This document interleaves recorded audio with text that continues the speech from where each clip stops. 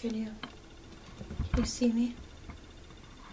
I feel like my glasses are blocking kind of the vision, but I think we're gonna do this anyways.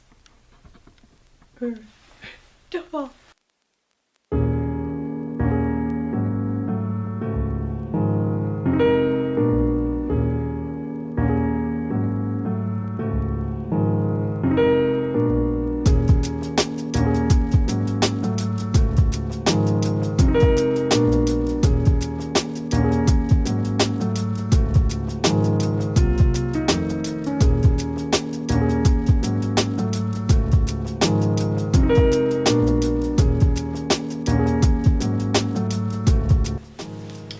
Okay, so hello.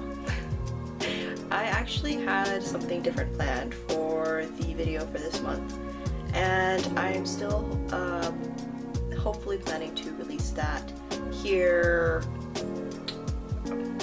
I want to say Halloween, but don't hold me to that because things have been difficult. And so today I thought I would just do a little, I don't know, public service announcement, a PSA, my attempt at communicating with the rest of the world at large, especially to writers who might be experiencing similar difficulties. So at the beginning of this month, I actually felt really good going into this month. I felt on top of things, I felt accomplished, I felt like I was hopefully going to be able to do what I wanted to do. And there were some stresses and hiccups in the first week or two due to school reasons, but writing wise I felt really good about it, especially because I found Debi Overstreet, that's the writer's name. She posted this, what she called the hashtag haiku to novel challenge, which was basically like her version of the writing sprint meets the, you know, the app where it's couch to 5K running thing, whatever. She had the idea to sort of combine the two ideas, and I really liked it, and I started to follow along and sort of participate in her hashtag haiku to novel challenge, and I really enjoyed it, and I kept up really well until about a week ago, and things have just sort of gotten more and more difficult since then for reasons. And I noticed kind of around the same time, maybe because of the rut that I had fallen into, that a lot of other writers were posting questions about like, tell me how to help with my writer's doubt, or what is your advice, like not mine, this is to other people that I follow because I'm not that popular, but reading comments that other people share online at large to other people, like comments about, could you tell me how to deal with when I feel like everything that I write is crap, or could you tell me how to not write crap, or should I quit writing altogether? Do I need to write? Should I not write? I mean, just a lot of sort of an overall feeling of negativity and unhappiness and discontent and doubt in a number of writers online, and I was a bit shocked because I was experiencing not doubts that I should be writing, but difficulties in writing and doubting the content that I was writing. Let's put it that way. I felt like what I was writing, even though I knew it was good, because I mean, it's good as a rough draft can be, I knew it was good, but I felt like it was heavily missing something, or that I should just not write, or that I should scrap it.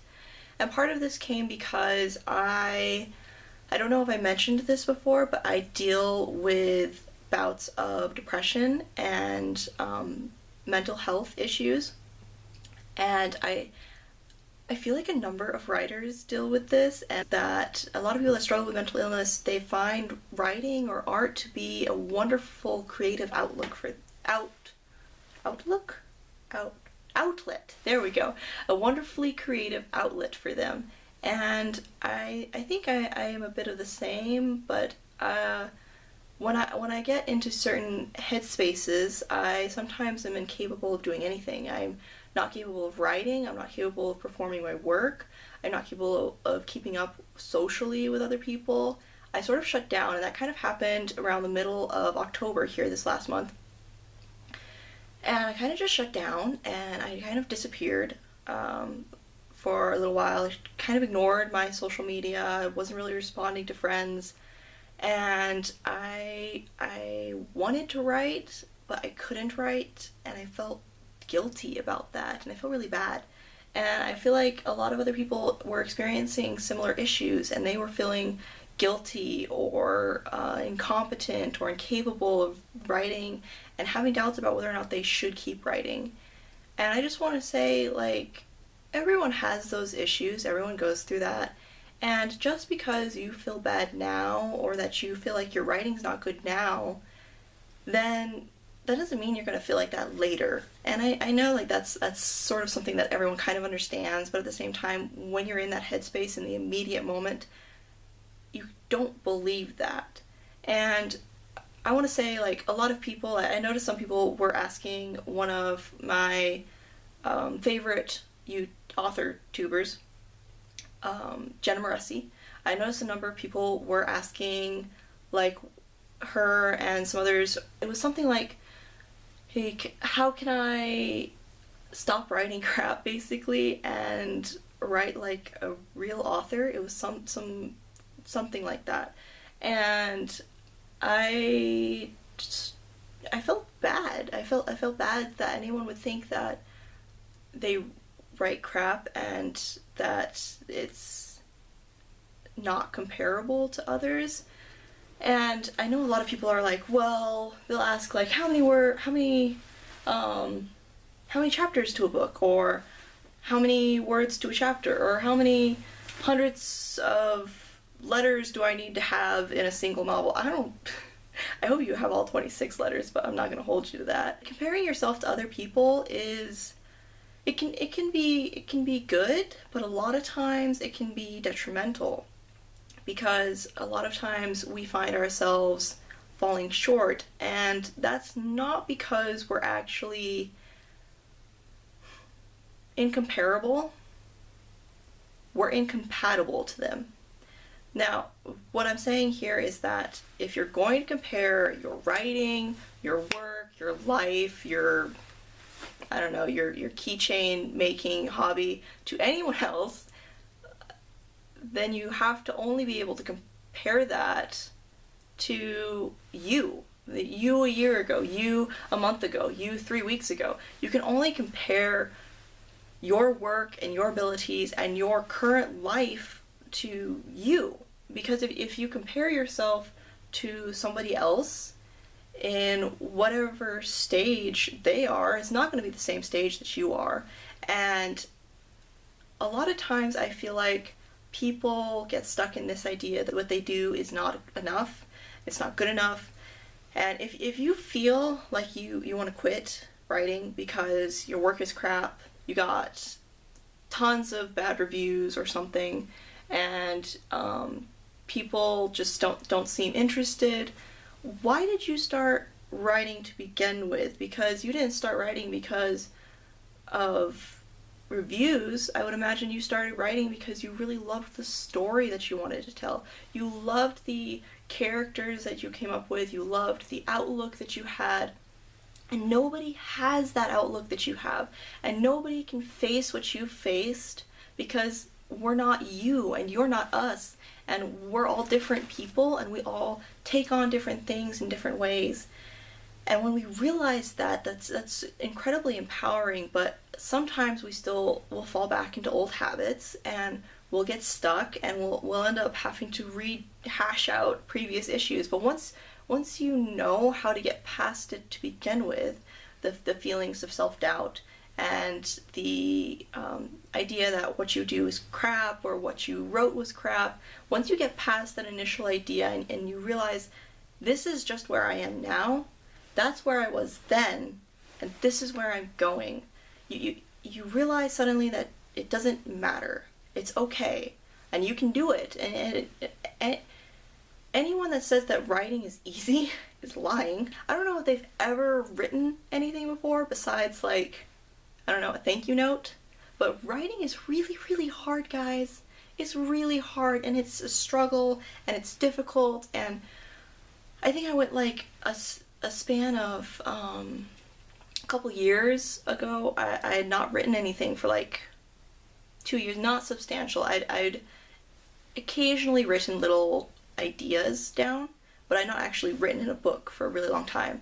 And a year or so ago, I decided to take it up a little more aggressively, and it's been a struggle, and it's hard, and it's a lot of work, but it's a lot of good work. And what I write, I certainly can't put out right now because it's a rough draft, and that's the idea of a rough draft. You start with nothing and you work towards something. That's what everyone has to do. You start with nothing and you work towards something. And to be able to write a book the first time, even without editing it, just to write a book the first time, to write that first chapter, to write 10 chapters, to write 20 chapters, to make a whole book, that's hard. It's hard, but it's so worth it, guys.